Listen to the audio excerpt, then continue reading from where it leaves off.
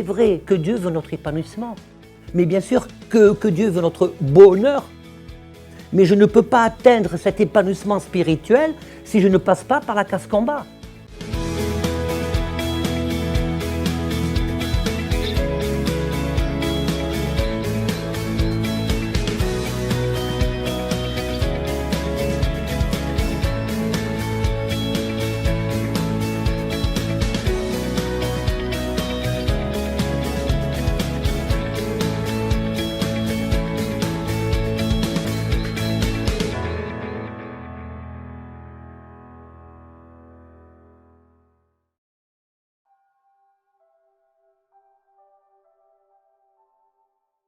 Je vais vous faire un court résumé de ce que j'avais dit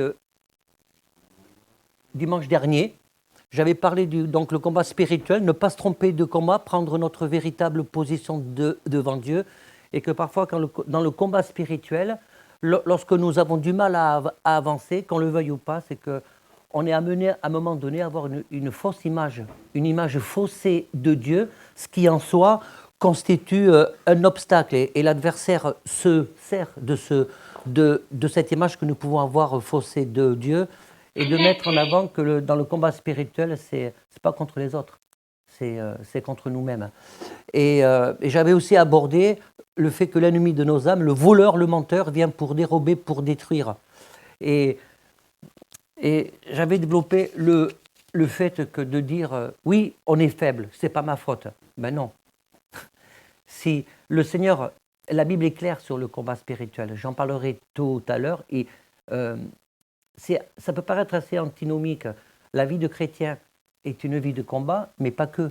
C'est une vie aussi de victoire, d'épanouissement. Mais si je fais focus que sur la victoire, sur l'épanouissement, qui est pourtant de la volonté de Dieu, eh bien, à un moment donné, je n'avance pas, parce que qu'est-ce que veut le Seigneur ? Le Seigneur veut nous emmener jusqu'au bout. Voilà. Il y a ce vieux chant, par la foi, je marcherai jusqu'au bout. Voilà. Et que quand le Seigneur va revenir, si c'est de notre vivant ou pas, ce que le Seigneur veut, c'est qu'on puisse rentrer dans le royaume pour l'éternité. C'est le principe de la croix. Et ce que le Seigneur attend de chacun de nous, c'est que l'on puisse, chacun pour sa part, quand la Bible dit que chacun s'examine. Et si je prends la peine de m'examiner, je n'ai plus le temps de voir ce qui va chez l'autre, ou ce qui ne va pas chez l'autre. Voilà ce que j'avais abordé. Et le fait de dire « je suis faible, ce n'est pas ma faute », devant Dieu, ce n'est pas une excuse. Hein.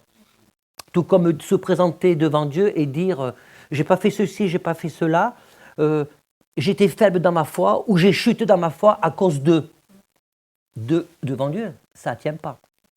C'est une défense qui ne peut pas tenir, parce que le Seigneur nous appelle individuellement. J'avais aussi évoqué le moyen d'être vainqueur, c'est par les choix de vie, nos priorités, et se pose la question, qu'est-ce qui motive nos décisions? Et ça, c'est un aspect qui est pas toujours facile. Et j'avais aussi évoqué, c'est d'intégrer et de croire en ce mystère que Dieu, par amour, a oublié nos péchés, pris à la croix, et nous en sommes plus comptables. Et ça, je pense que c'est l'une des choses, c'est facile à dire, c'est facile à croire, si j'accepte le principe libérateur et révélatrice de la croix, mais en réalité, si on prend la peine de s'asseoir, ce n'est pas toujours mais facile à intégrer, dans le sens que comment est-ce que ça devient une réalité dans ma vie que je ne suis, à cause du miracle de la croix, du mystère de la croix, je ne suis plus comptable de mes anciens péchés devant Dieu, mais à condition que je sois sur le bon chemin. Donc ce matin, nous allons voir la partie 2 de le retour, la partie 2 sur le combat, le conflit intérieur.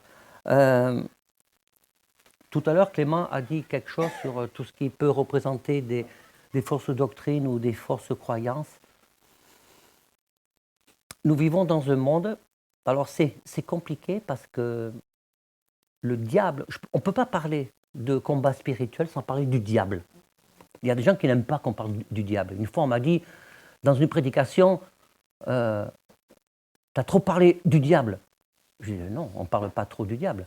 si je crois en la réalité de Dieu, de Jésus-Christ, de Dieu créateur, on ne peut pas ignorer l'aspect du diable et de ses œuvres diaboliques et de ses ténèbres, sans quoi on serait spirituellement sans défense. Pour combattre ton ennemi, il faut le connaître. Et le diable est un menteur, est un usurpateur. Le diable, il a cette entre guillemets qualité de venir devant le peuple de Dieu habillé avec des habits de la vérité. Le diable, il est le spécialiste du presque vrai.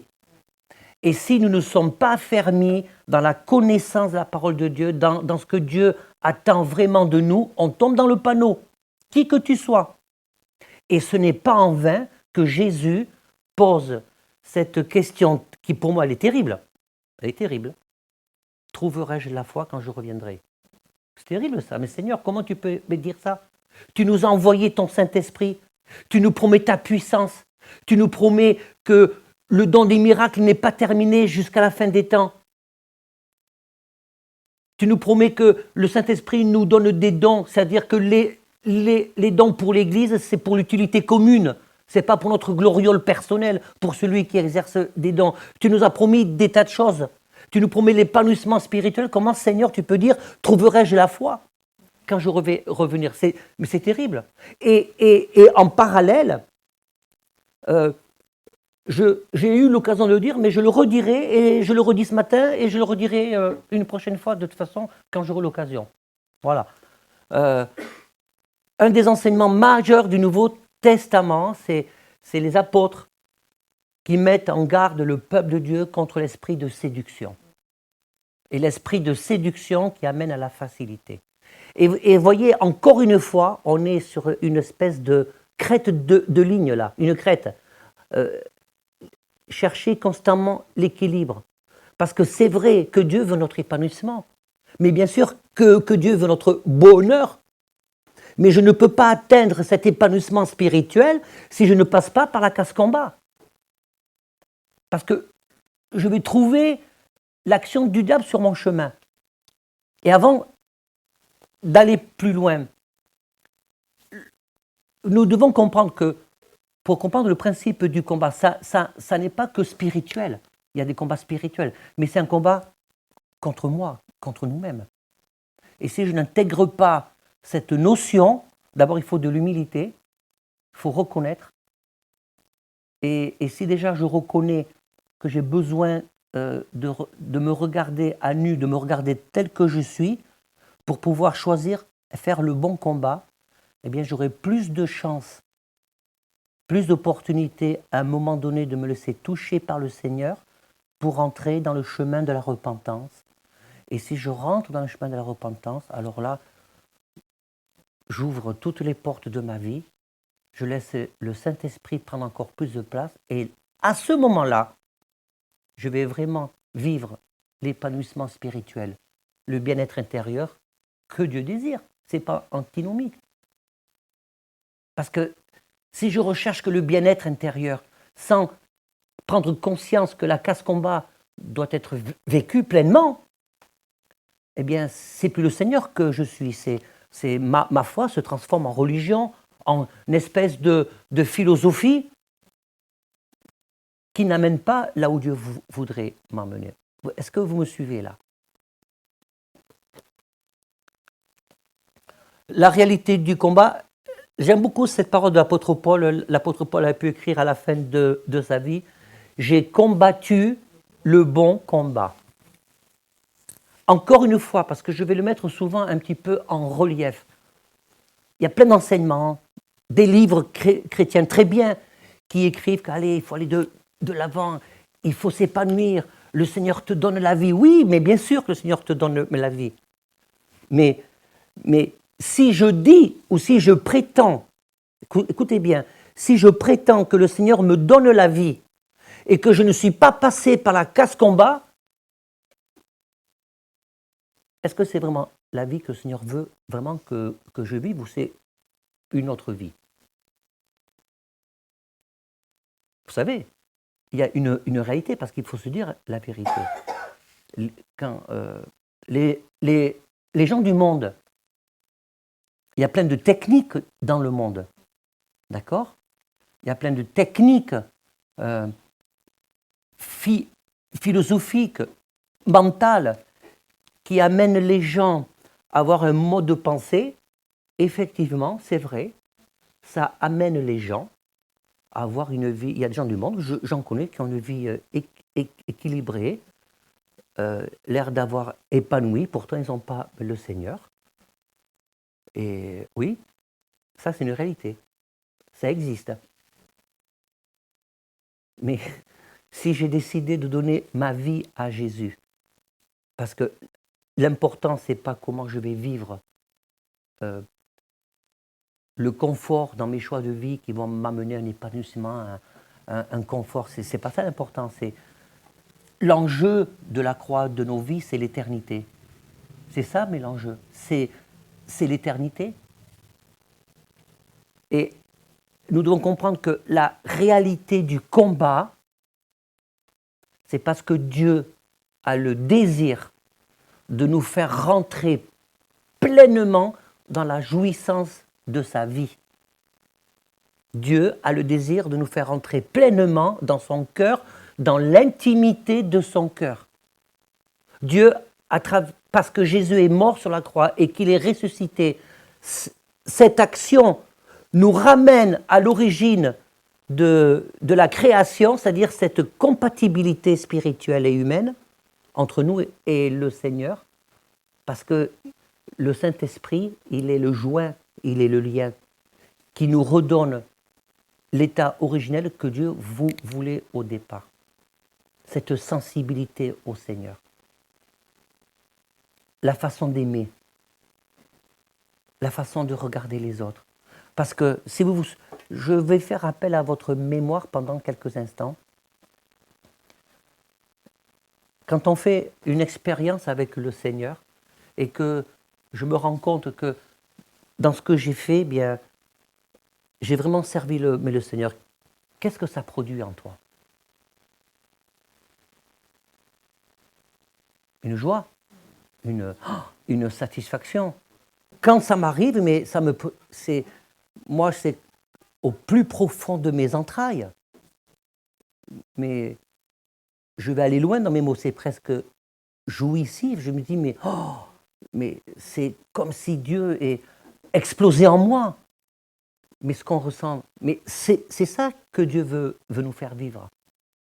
Mais je ne peux pas le vivre si au préalable, je ne suis pas passé par la case combat. Je ne vais pas vous lire tous les versets, j'ai choisi seulement des versets pour essayer de rester concentré. Je vais vous les dire comme ça, je vous invite vraiment après à écouter la vidéo. La première vidéo n'a pas été publiée, elle sera publiée là cette semaine pour ceux qui n'étaient pas là dimanche dernier. Il y a deux titres, chapitre 4, verset 7, il y a Éphésiens 6, 10 à 20, et là je vais lire Hébreux 12, 4. Alors, quand on parle du bon combat de la foi, est-ce que vous êtes venu avec votre épée? Elle peut être dans le portable, mais je ne veux pas nier l'aspect moderne de notre siècle. Si c'est dans le portable, c'est dans le portable, mais je vous encourage à faire cette expérience de venir avec l'épée matérielle. C'est pas pareil. C'est pas pareil. Donc, Hébreux, c'est juste avant Jacques.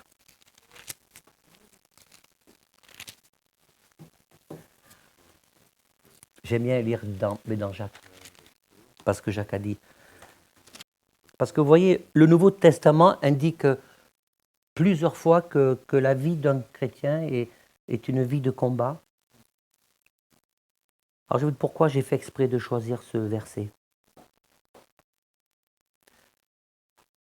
Vous n'avez pas encore, là c'est l'apôtre Paul qui s'adresse aux Hébreux, il parle de la persévérance au sein de l'épreuve, être persévérant dans l'épreuve. Vous n'avez pas encore résisté jusqu'au sang en luttant contre le péché. Et vous avez oublié l'exhortation qui vous est adressée comme à des fils.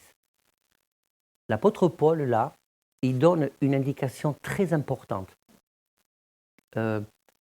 qui fait qu'on peut échouer, patiner, s'embourber dans le combat, c'est que vous avez oublié l'exhortation qui vous avait été adressée comme à des fils.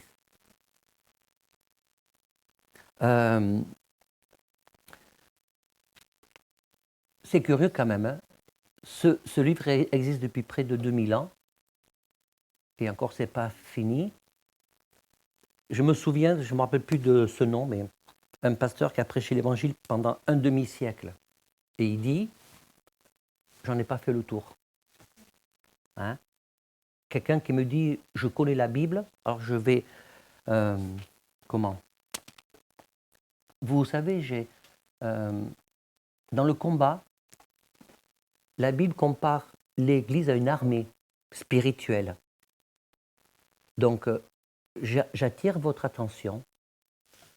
C'est une image qui nous est donnée pour que nous puissions comprendre et prendre conscience des réalités spirituelles dans le monde invisible que nous ne voyons pas. Et si la Bible parle que l'Église est une armée, c'est parce que nous devons comprendre qu'on ne va pas au combat spirituel la fleur au fusil, et d'une. Et de deux, c'est qu'il y a toujours une stratégie. Parce que le diable, il a sa stratégie. Et qu'une armée qui avance d'une façon désordonnée, elle perd la bataille, elle perd la guerre. Une armée qui n'est pas disciplinée, elle perd la bataille et elle perd la guerre. Et la discipline dans l'Église n'est pas antinomique à l'amour et à la liberté. Ce n'est pas la discipline aux ordres de ses dirigeants et du pasteur. C'est la discipline et la soumission à ce que Dieu nous révèle dans sa parole. Et c'est pour ça que je vous invite à prier pour ceux qui parmi vous servent et prêchent l'Évangile, parce que c'est toujours... on a des combats aussi. On est tous en première ligne, mais nous aussi, nous sommes en première ligne. Et c'est toujours avec beaucoup de précautions quand je parle de discipline. Ce n'est pas ma discipline, c'est Seigneur, aide-moi, comment est-ce que je vais faire comprendre que la Bible nous parle de discipline, d'ordre, qui n'est pas antinomique à la liberté et à l'épanouissement spirituel. Parce que Dieu est aussi un Dieu d'ordre. Donc, et quand je parle, je vais vous dire, hein, quand on est dans le combat, on ne peut pas prendre... je vais être très clair ce matin, on ne peut pas avoir le luxe de perdre son temps. Et parfois, par manque de connaissances, par fierté personnelle, on fait des combats qui ne sont pas les nôtres, on perd notre temps. Et moi, il y a quelque chose dont avant, je ne le faisais pas, mais j'ai appris. Vous savez, le meilleur apprentissage se fait à nos dépens. Quand on a pris une bonne claque, alors on apprend bien. Hein? Il y en a qui sourient. Hein? C'est vrai? Allez, ah oui, c'est vrai. Ah oui, ah ouais, oh purée.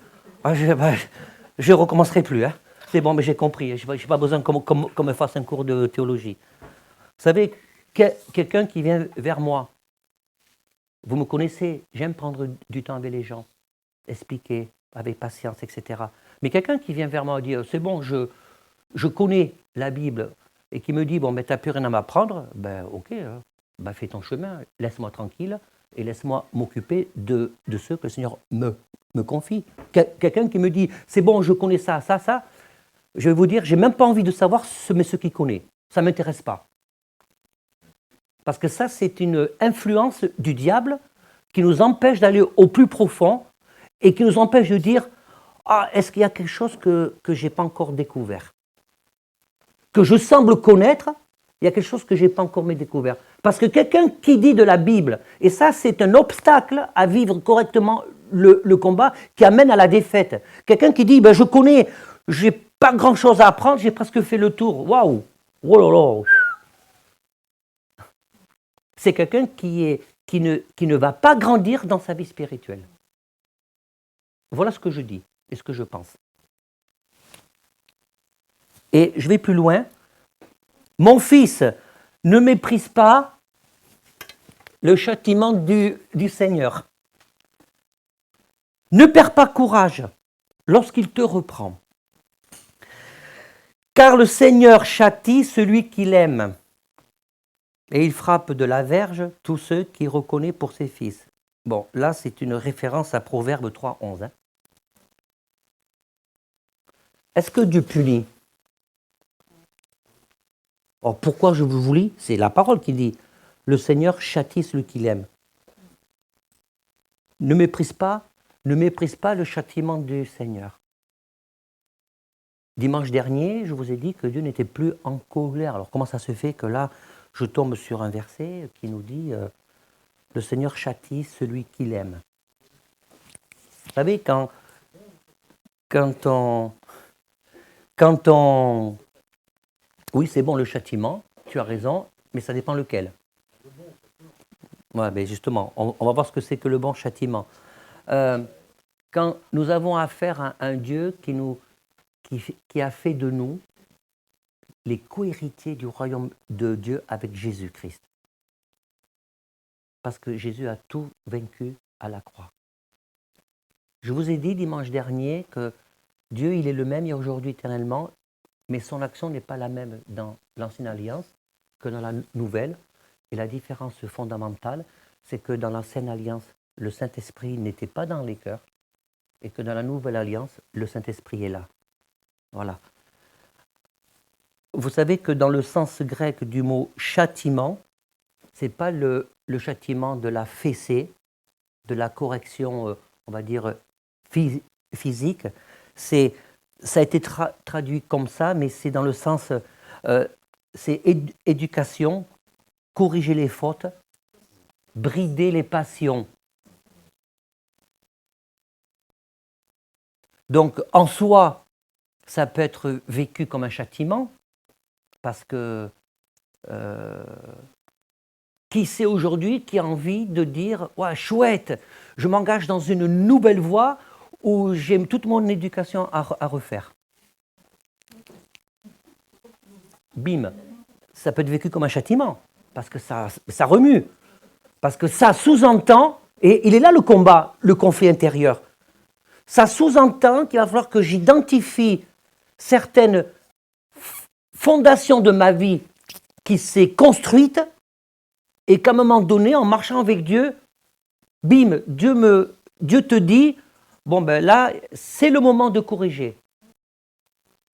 Vous savez, tout à l'heure, quand on a vu que l'amour de Dieu, que Dieu ne tient plus compte de nos erreurs passées quand on l'a demandé pardon, quand on est passé par la repentance, de notre péché passé quand on vivait sans lui, il n'en tient plus compte. Et Dieu sait très bien que quand on arrive à la croix, au salut, eh bien, on rentre dans ce nouveau chemin. Vous vous rappelez ce verset qui est fort, et souvent on le prend un peu à la... Toutes choses anciennes sont passées. Voici maintenant, toutes choses nouvelles arrivent. Oh ben, c'est passé, on ne s'en occupe plus, je vis une nouvelle vie. Ben non, c'est pas si simple que ça. Dans le toutes choses anciennes sont passées, c'est que Dieu ne te... Entre autres, ça veut dire aussi plein de choses.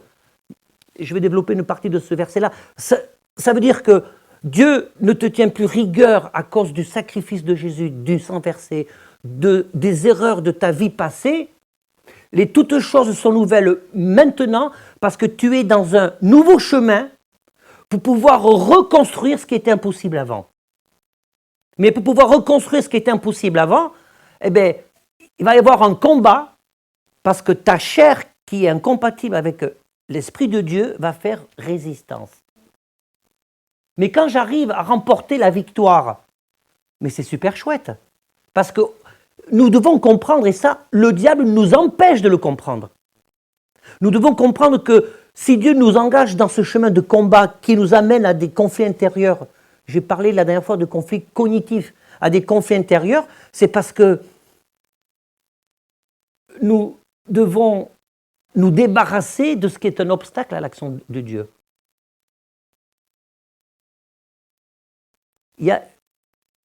Comprenons qu'il y a un trait de caractère de Dieu qui est super sympa, qui peut nous arranger, mais qui en même temps, par rapport à notre chair, est un problème. Je répète. Écoutez-moi bien, il n'y a personne mais qui dort là? Il y a un trait de caractère de Dieu qui est super sympa, qui peut être bien, mais qui en même temps peut être un problème pour nous. C'est bizarre que je dise ça, non? On voit dans la Bible ce caractère de Dieu qui se dégage quand Dieu dit, voilà, devant toi tu as un choix, tu as la vie et tu as la mort. Donc choisis la vie ou la mort, mais choisis. Sois pas entre les deux. Donc Dieu nous laisse maître de notre destinée d'une certaine façon, il nous laisse maître de nos choix. Il y a des choix que nous allons faire dans lesquels il va nous accompagner, Dieu ne nous abandonne pas. Il y a des choix dans lesquels que nous faisons, où Dieu va nous accompagner. Il y a des choix que nous pouvons faire où Dieu ne nous accompagne pas. Il regarde. Après, on l'interprète. Dieu m'a puni, un châtiment de Dieu. Non. Non. Si j'ai l'impression que Dieu m'a châtié, ce n'est pas que Dieu m'a attendu derrière le coin du bâtiment avec une balle de baseball. C'est Dieu châtie, c'est-à-dire mon fils ne méprise pas le châtiment du Seigneur, c'est-à-dire ne méprise pas l'éducation que le Seigneur veut te mettre devant toi, une nouvelle forme de vie. Ne méprise pas les fois où Dieu a voulu corriger tes fautes. Corriger dans le sens de dire, tu t'es trompé, eh bien, je te redonne ma grâce. Mon amour fait que tu as fait une erreur à un moment donné, ben regarde, tu peux repartir de ce côté-là pour reprendre la voie que je t'ai destinée. Mais c'est ça. Est-ce que tu le méprises? Ne me répondez pas, je ne fais pas un sondage. Que chacun réponde dans son cœur. Est-ce que ne méprise pas les fois où Dieu a cherché à brider tes passions? On peut avoir des passions dans le sens péché. Hein. On peut avoir une passion qui n'a pas d'incidence dans notre vie. On peut aimer quelque chose, mais tes passions qui t'empêchent de mettre le Seigneur en avant. C'est ça que ça veut dire. Car le Seigneur châtie. Et voyez, dans le mot « ne méprise pas le châtiment », c'est le même mot qui revient dans plusieurs passages lorsqu'il est parlé d'enseignement. C'est le même mot. D'accord? Ça se fait qu'il n'était pas traduit pareil. Car le Seigneur châtie celui qu'il aime. Quand il est dit le Seigneur châtie, c'est encore un autre mot que le mot châtiment. C'est faire apprendre, forger le caractère et la réprimande. Autrement dit, le Seigneur veut te faire rentrer dans un nouvel apprentissage et le Seigneur désire forger ton caractère et si ça doit passer par la réprimande, il le fera. C'est ça que ça veut dire. Vous voyez, ça donne tout un autre relief. Si j'intègre la réalité de ce combat où le Seigneur nous accompagne dans notre combat, parce qu'il n'est pas celui qui accuse, sinon il ne pourrait pas nous accompagner. Comme la grâce de Dieu, elle est incommensurable, son amour nous permet de nous approcher comme ça, paf, comme nous sommes, avec nos passions, avec nos erreurs, avec nos fausses idées, avec nos fausses croyances, avec nos péchés encore non résolus, nos passions qui peuvent nous tenir comme ça, eh bien c'est parce qu'il veut influencer notre éducation spirituelle, il veut nous emmener à corriger les fautes, il veut brider nos passions qui ne sont pas à sa gloire. Et c'est parce qu'il nous aime qu'il veut nous faire apprendre des choses, qu'il veut prendre du temps avec nous. C'est parce qu'il nous aime qu'il veut forger notre caractère. Et c'est parce qu'il nous aime qu'il passe par la réprimande lorsque nous lisons des choses qui nous heurtent. Vous voyez? Et parfois, c'est vrai que dans le monde chrétien, la réalité du combat spirituel peut être parfois oubliée. Voilà. Le rationalisme occidental a sans doute influencé, c'est une phrase que j'ai trouvée, qui n'est pas de moi, c'est pour ça que je la mets, je la trouve excellente. Le rationalisme occidental a sans doute influencé notre manière de considérer la vie chrétienne en nous faisant oublier la réalité de la lutte spirituelle. Voilà. Quand on marche avec le Seigneur, il y a des choses qu'il faut rationaliser, évidemment, mais nous sommes dans un monde spirituel. Si je ne suis pas connecté à ce monde spirituel, je vais avoir du mal à remporter le bon combat de la foi. Est-ce que c'est rationnel d'accepter? Parce que je pense que j'insiste sur ce point parce que je pense que c'est la clé. Est-ce que c'est rationnel? Posons-nous quelques instants de penser que Dieu veut toujours travailler avec moi, que Dieu veut se servir de moi, malgré mes combats, mes luttes, mes échecs, malgré des choses que je n'ai pas encore réglées tout à fait dans ma vie. C'est pas rationnel, ça. Parce qu'on veut, et c'est ça la réalité du combat. On veut toujours quelque part. Même si je dis non, non, non, non, mais c'est oui, en fait. On veut toujours quelque part mériter quelque chose. Et la question que je pose ce matin, quand tu remportes un combat, tu es heureux, heureuse parce que tu as remporté un combat, ou c'est parce que tu as remporté un combat parce que tu as laissé le Seigneur combattre pour toi, parce que tu l'as laissé transformer des choses dans ta vie qui avaient besoin d'être transformées, parce que tu l'as laissé te réprimander, parce que tu as dit Seigneur, oui, j'accepte que tu installes dans ma vie ton éducation. Vous savez, je vais vous dire, là ce que je suis en train de vous dire, certaines personnes du monde vont dire que ce que je suis en train de vous dire peut être mais sectaire. De quel droit tu vas refaire mon éducation?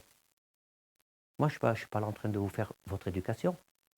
Je voudrais juste vous conduire à comprendre ce que le Seigneur attend de nous et que tous ensemble, on puisse dire, eh bien, on a besoin des uns des autres, de prier les uns pour les autres, parce que le combat de l'autre, qui peut être facile pour toi, tu peux avoir un combat qui est difficile pour toi, que pour l'autre, c'est facile. Donc, il n'y a pas de combat difficile ou facile. Sinon, ça ne s'appellerait pas un combat. Vous voyez? Jacques a dit dans le chapitre 4, allez, au verset 7, voilà, Jacques chapitre 4, verset 7, soumettez-vous donc à Dieu, résistez au diable, et il fuira loin de vous. Approchez-vous de Dieu, et il s'approchera de vous. Vous voyez, il y a cette notion, Seigneur, je fais un pas là, et toi tu viens vers moi. Je fais un pas là, et Dieu désire collaborer avec nous. Dieu désire faire de nous des gens responsables. Un chrétien né de nouveau n'est pas un assisté.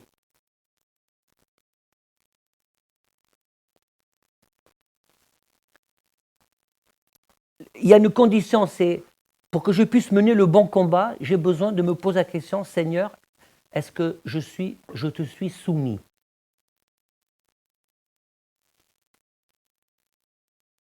Et malheureusement, comme je vous ai dit tout à l'heure, parce qu'il faut aussi poser les choses,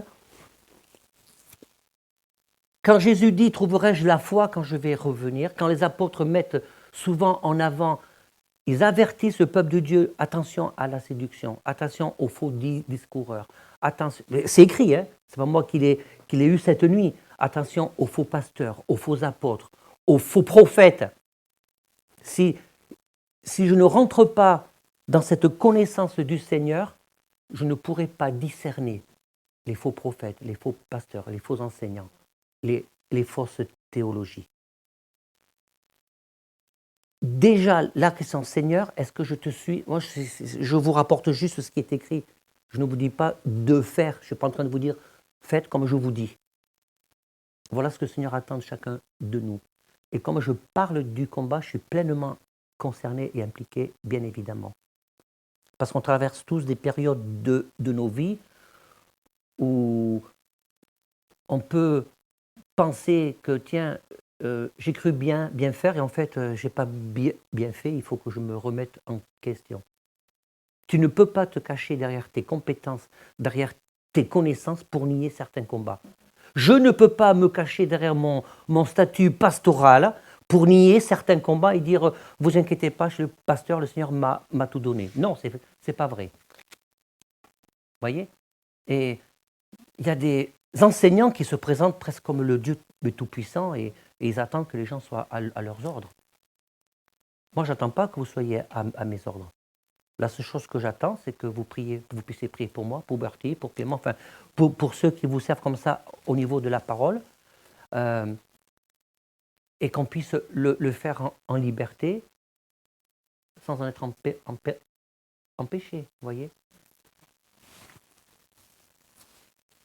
Donc, je me soumets à Dieu, je m'approche de Dieu, je nettoie, mais c'est ça, la parole de Dieu, Jacques demande aux chrétiens une action. Fais une action. Le Seigneur ne va pas faire les choses à ta place qui te sont dues, qui doivent être faites par toi-même. Je décide de me soumettre au Seigneur, quoi qu'il en coûte. Je décide de me laisser reprendre, avoir une réprimande qui me vient de la parole de Dieu. Parce que si ça vient de Dieu, c'est avec douceur. L'apôtre Paul, il est logique. C'est vrai, des fois, il a été dur, mais envers des gens qui avaient la connaissance et qui, malgré cette connaissance, n'appliquaient pas le caractère de Dieu. Mais quand l'apôtre parle de ceux qui enseignent l'évangile, de ceux qui conduisent le peuple de Dieu, ça doit se faire avec douceur, avec patience. Parce que nous ne sommes pas responsables de ce que vous faites, la parole de Dieu. Nous sommes responsables de ce que nous disons. Et de faire en sorte de maintenir... non, peut-être pas de maintenir, d'espérer que la présence du Seigneur soit perçue comme tous, comme quelque chose qui apaise, qui restaure, où on se dit, bon, là j'ai toujours l'occasion de rebondir. Vous voyez, mais c'est ça. Donc, approchez-vous de Dieu, s'approchera de vous, nettoyez vos mains, pécheurs, purifiez vos cœurs. Je vais purifier mon cœur. Comment? En me soumettant à Dieu, en m'approchant de Dieu. Homme irrésolu, sentez votre misère, soyez dans le deuil. Donc, et c'est là que le diable va pouvoir fuir loin de nous, parce que le diable, il a tout perdu à la croix. Je peux pas lutter contre le diable. Je ne vais pas lutter contre quelqu'un qui a perdu. Ça veut dire que je m'élève à la position de Christ. C'est-à-dire que si je dis je vais lutter contre les puissances des ténèbres, alors là, tu es à côté. Ceux qui disent ça, ils sont complètement à côté et ils induisent le peuple de Dieu en erreur et ils mettent le peuple de Dieu en danger. Ok? En danger. Le diable a perdu à la croix. Il a perdu, point. Il n'y a pas de discussion possible. Il veut nous faire croire qu'il n'a pas perdu. C'est en ça qu'il est un menteur, un manipulateur, un pervers, tout ce que vous voulez. Il a perdu. Il veut me faire croire qu'il n'a pas perdu. Parce que dans sa manipulation perverse, il a cette... je ne vais pas dire le mot qualité, qu'est-ce que je pourrais dire? Il a cet objectif, cette capacité de nous faire croire que, ben non, finalement, ce qui est arrivé, ça va être super compliqué à régler, voire impossible. Alors je vais lutter. Non, si tu veux lutter selon la pensée de Dieu, approche-toi du Seigneur. Approche-toi du Seigneur. Et si je me mets sous la coupe de la grâce et de l'amour de Dieu, ben le diable ne peut pas faire autrement, il ne peut pas me lutter. Tant que je ne me mets pas sous la coupe, il pourra toujours nous faire du mal. Si tu ne te mets pas sous la coupe, il pourra toujours t'influencer, te maintenir dans la souffrance. Et si vous relisez au début du chapitre 4, il parle à des chrétiens, il parle à des gens qui prient, qui ne reçoivent rien, parce qu'ils prient dans un but de satisfaire leur propre passion, leur propre désirs. Ils ne prient pas dans un but de grandir spirituellement. Et tout ça, ça amène des luttes et des querelles et des sentiments qui sont contraires à ce que le Seigneur attend dans l'Église. Relisez à partir du chapitre 4. de Jacques. 1 Pierre 5, 8. On va lire à partir du verset 6. C'est dans la même lignée. Voilà une façon de bien vivre notre combat. Humiliez-vous donc sous la puissante main de vos pasteurs et de vos dirigeants. Ah, pardon. Oh, pardon. Humiliez-vous donc sous la puissante main de Dieu, de celui qui te réprimande, de celui qui veut corriger tes fautes, de celui qui veut brider tes passions, de celui qui veut remodeler un petit peu ou beaucoup ton éducation, de celui qui te dit qui veut te faire apprendre de sa parole, de celui qui veut forger ton caractère. Voilà sur qui tu dois t'humilier, sous la puissante main de Dieu, afin qu'il vous élève au temps convenable. Ce n'est pas être humilié pour humilier, c'est Dieu veut t'élever.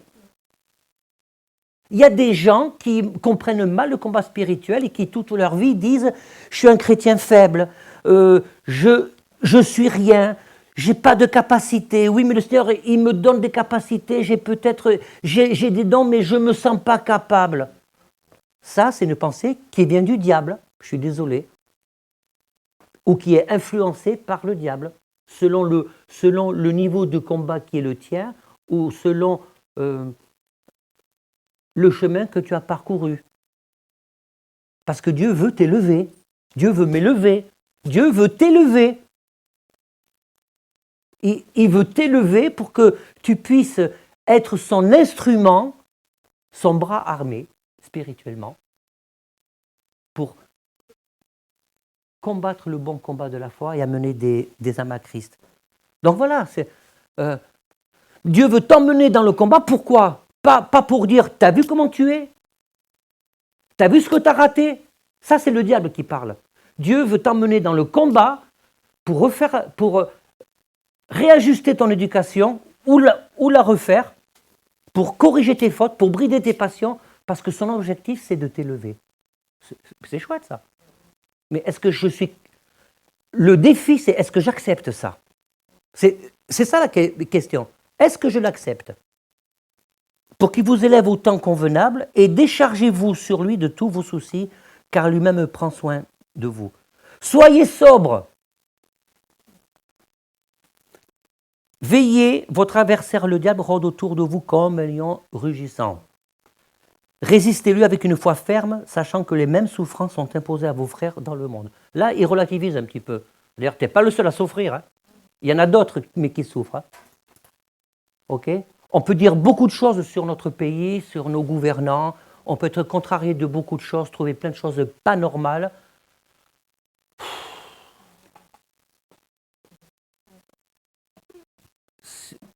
Si je suis contrarié pour notre contexte économique et social, quoi que l'on pense, c'est que je vais vous dire, il y a un truc que j'ai oublié ou que j'ai encore raté dans ce que Dieu me demande. Parce que quand je lis, j'ai l'impression que l'apôtre Pierre, il a écrit ça aujourd'hui ou hier.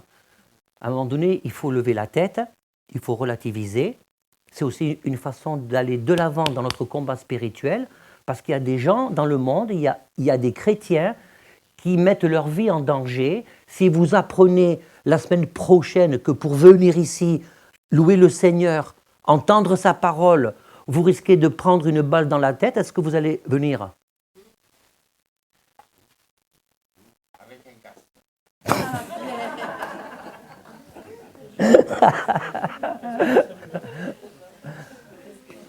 Jean-Paul a dit avec un casque. Bon, très bien. Non, mais c'est une réalité, parce que tant qu'on ne le vit pas, on ne peut pas le comprendre. Si quelqu'un me fait part d'une souffrance que je n'ai pas vécue, ça aussi, ça fait peut-être... Je fais une petite parenthèse, parce qu'on est appelé à nous encourager, à nous soutenir, à nous aider les uns les autres. Ça aussi, ça fait partie des petites habitudes au niveau de l'éducation, du savoir-être et du savoir-vivre que le Seigneur veut nous amener à modifier, à changer. Quand quelqu'un me parle d'un problème grave, profond, que moi-même je n'ai jamais vécu avant, je dis « oh, je te comprends ». Mais non, je ne comprends rien du tout. Comment je peux comprendre quelque chose que je n'ai pas vécu? Par contre, je peux dire, j'entends ta souffrance, je la reçois, je t'écoute, je la reçois. Vous voyez, c'est différent. Ça fait partie, peut-être certains diraient, oh, c'est pas grave. Ben si. Encore une fois, dans notre éducation spirituelle, il y a un principe. Celui qui est fidèle dans les petites choses le sera dans les grandes. Donc si je suis en mesure d'intégrer juste cette petite chose, quand quelqu'un vient me faire part d'une souffrance que je n'ai pas vécue, je ne peux pas la comprendre, je ne l'ai pas vécue. Si quelqu'un vient me voir, me dit j'ai perdu ma mère, je dis je comprends, j'ai perdu aussi la mienne. J'ai besoin de vivre une consolation. Je comprends, parce que je l'ai vécu, et d'une façon beaucoup plus rapide que je pensais, de telle façon que c'était même presque un peu gênant, parce que je ne m'attendais pas. Vous savez, quand le Seigneur console une situation blessante et traumatique,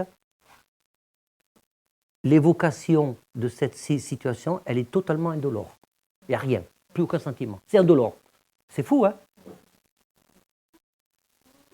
Donc, soyez sobres. Alors, ça n'a rien à voir avec l'alcool. Hein. Vous pouvez prendre l'apéro après le culte. Hein.